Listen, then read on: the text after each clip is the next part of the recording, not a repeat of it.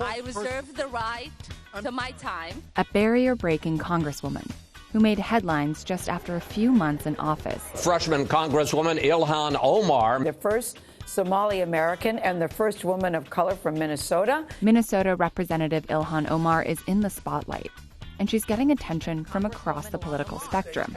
From President Donald Trump. Congressman Omar is terrible, what she said. To Democratic presidential contenders. If your question to me is, do I think she is anti-Semitic? No, I don't. She does not deserve the kind of vicious, hate-filled attacks that she's experiencing. So, who is she? Omar was born in Somalia. Her family fled during the Civil War. They were granted asylum in the U.S. and eventually ended up in Minneapolis.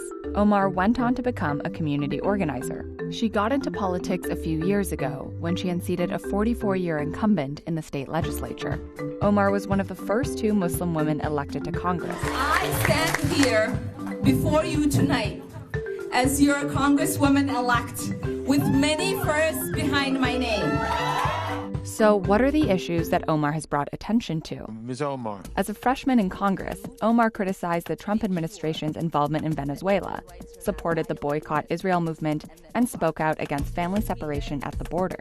We say not under our watch. That's right. But these days, she's making news as a target of the president. In March, Omar incorrectly stated that a Muslim advocacy group was created after the September 11th attacks. They recognized that some people did something and that all of us were starting to lose access to our civil liberties.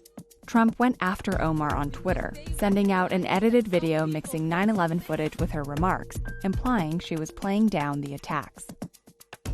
Omar says she received an increase in death threats after Trump's tweet. But this isn't the first time that Omar has been on Trump's radar. In February, Republicans called her anti-Semitic after tweets that criticized Israel.